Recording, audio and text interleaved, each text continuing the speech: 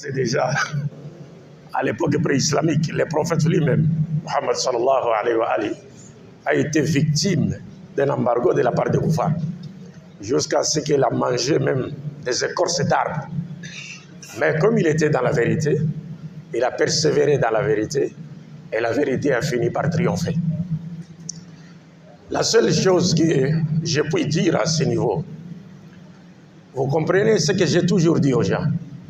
Wallahi, tout enseignement de l'islam constitue un outil pour la conversion de nos musulmans. C'est seulement nous les musulmans, nous ne comprenons pas cela. C'est-à-dire, bien sûr, on peut aujourd'hui étudier les livres des gens du livre, chercher à organiser des débats avec eux, les appeler en utilisant leurs livres pour les convaincre. Mais l'islam contient tout ce qui est nécessaire pour appeler les non-musulmans à l'islam. Tout concourt à la conversion des non-musulmans. Comme l'imam l'a expliqué. Foumama qui était attaché à un pilier de la mosquée, il a vu le comportement des musulmans. Il a suivi l'enseignement. Aujourd'hui, quand on a distribué la nourriture ici, mais s'il y avait des non-musulmans ici, mais ils auraient dit quoi? Les musulmans se disputent comme ça pour la nourriture. C'est ça la religion. Ça peut même l'éloigner de l'islam. En voyant que la nourriture, c'est rien. Mais quand on annonce l'avenir, la nourriture, les gens sont agités. Même l'eau seulement. Les gens ont failli se battre ici à cause de l'eau. Alors que c'est rien ça. Donc un non-musulman peut être avec nous dans la mosquée. Lorsqu'il constate ces comportements-là, ça peut déjà créer un dédain dans son fort intérieur, alors que l'islam n'a rien à voir avec ça. Ça, c'est simplement le comportement des musulmans. Et il va tomber, il sera victime d'une mauvaise image de l'islam affichée par des musulmans qui se réclament de l'islam, mais qui n'ont rien à voir avec les valeurs spirituelles et morales et positives et très élevées de l'islam. Alors qu'à travers ces valeurs-là, nous pouvons amener beaucoup de personnes à l'islam. J'ai toujours l'habitude de rappeler à mes frères ouest-africains. Vous savez, vos grands-parents étaient ici. Que ce soit ici, que ce soit chez moi en RDC. Toutes les mosquées de la RDC ont été construites par nos vieux pères ouest-africains. Et ils n'avaient pas une grande connaissance de l'islam. Ils n'étaient pas des licenciés ou bien des dakatirs comme aujourd'hui. Non, pas du tout. Leur grande connaissance de l'islam, c'était le savoir-vivre. Les bons comportements avec les gens. Se comporter bien avec les gens. À partir de cela, ils ont amené beaucoup de personnes à l'islam. Vous comprendrez que à notre époque, on peut avoir une grande connaissance de la religion, mais on éloigne les gens de l'islam à travers quoi? À travers notre comportement. Alors que nos parents, là, ils amenaient les gens à l'islam à travers quoi? Leur comportement. Et ils n'avaient pas beaucoup de faire de longs doigts. Oh, vous venez, vous faites un long doigt. Non. Il peut y avoir un problème comme ça. Il lit la sourate Ikhlas ou la sourate Al-Fatiha. Il s'en remet à Dieu. C'est fini. Dieu décante la situation. Il n'a pas besoin de trop d'acrobatie. Et c'est ce qui nous manque aujourd'hui. Nous avons la connaissance, mais souvent, al-ilmu bidouni akhlaq. Peut-être la connaissance sans akhlaq, la connaissance sans tazkiyatun nafs, sans la purification de l'âme, ainsi de suite. Donc ça devient une connaissance livresque. Alors que l'islam, c'est plus que ça. Regardez aujourd'hui la démontre, comme je l'ai toujours dit. Nous avons deux catégories de non-musulmans. Et ça a commencé à l'époque du prophète. Alayhi salam. Ça continue jusqu'à ce jour. Rappelez-vous qu'à l'époque du prophète, il demandait à Dieu et doigt Allahumma izza al-islam bi umrayn. Bi ahadi umrayn. Selon une autre riwaya, il dit Dieu secourt l'islam à travers les deux Omar. Omar ibn Khattab et Amr ibn Hisham, Abu Jahl.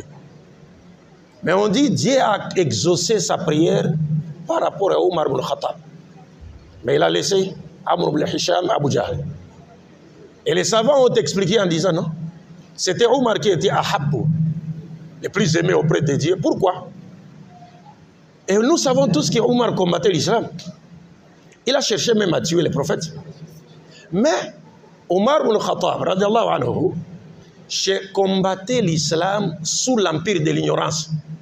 C'est parce qu'il était poussé par les leaders de la Mecque qui étaient contre le prophète. On doit le combattre. C'est un égaré, il nous égare. C'est notre ennemi. Alors comme c'était ce qu'on appelle chez nous les Pomba de l'époque, parmi les hommes forts, donc il est rentré dans la danse. Il a cherché aussi à tuer les prophètes. Mais lui-même, peut-être qu'il n'était même pas conscient de ce qu'on lui demandait de faire. Mais quand il a découvert la vérité sur l'islam, il a aussitôt embrassé l'islam. Et il est devenu un serviteur de l'islam. Mais par contre, Abu Jahl, lui, il a refusé. Et Dieu ne l'a pas choisi. Pourquoi? Parce que lui, il savait que Mohammed était vrai. Déjà, il y avait une rivalité dans leur clan, et ainsi de suite. Quand on faisait sortir, on présentait un homme riche ici, on devait nécessairement présenter l'homme riche de l'autre côté. Une belle femme ici, une belle femme là-bas. Un homme fort ici, un homme fort là-bas. Mais maintenant, il s'agissait de la question de la prophétie. Et la prophétie ne vient que de Dieu. Il n'y a que Dieu qui donne la prophétie. Cela étant, comme ils ne pouvaient pas faire sortir un prophète, donc ils se sont décidés de faire quoi? De combattre l'islam. Donc à travers, voyant sa disposition intérieure négative, Amr ibn Hisham n'a pas embrassé l'islam. Mais Omar ibn Khattab a embrassé l'islam parce qu'il combattait l'islam sous l'empire de l'ignorance. Parce qu'il était poussé par une partie de son peuple qui était contre les prophètes. Ces deux catégories de personnes existent aujourd'hui. Elles ont existé depuis l'époque du prophète jusqu'à ce jour. C'est-à-dire nous avons des gens en Occident qui combattent l'islam parce qu'on les pousse, parce que ceux qui les poussent détestent l'islam. Ceux qui les poussent détestent les prophètes. Ceux qui les poussent détestent les musulmans. Mais eux-mêmes, ils ne connaissent rien de l'islam. Ils ne connaissent rien. Mais ceux-là qui les poussent à combattre l'islam, et ils savent que l'islam, c'est la vérité. Et ils sont conscients. Mais leur problème, c'est qu'ils savent seulement que s'ils acceptaient l'islam et laissaient les gens accepter l'islam, l'islam remettra en cause leurs intérêts mondains, comme il a remis en cause les intérêts mondains des chefs mécois de l'époque du prophète Mohammed sallallahu alayhi wa sallam. Maintenant, si cette catégorie de personnes existe, nous allons les attirer comme à l'islam. C'est à travers toujours quoi? Les bons comportements. Les bons comportements.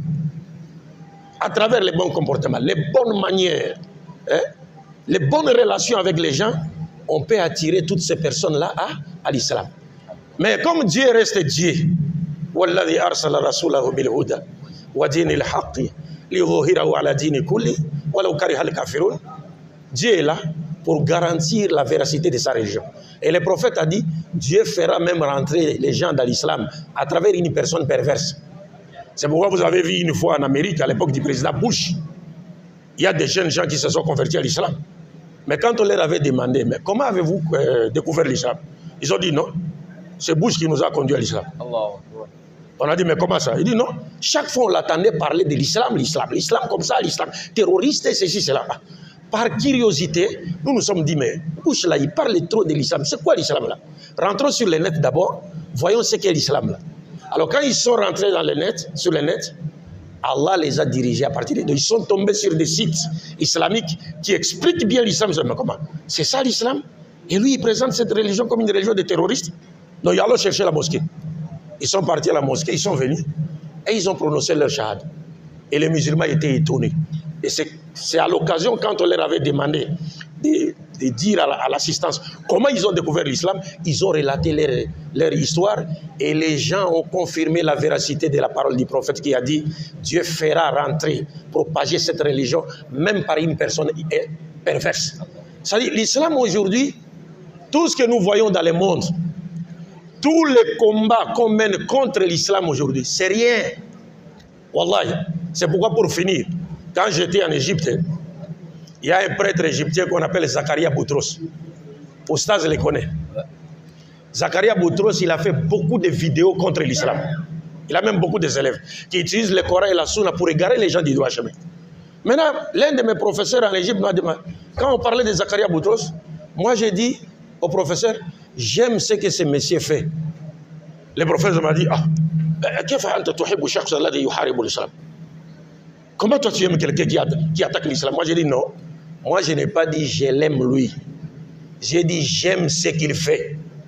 Oh, mais comment tu peux aimer ce qu'il fait alors qu'il attaque l'islam? Moi, j'ai dit oui.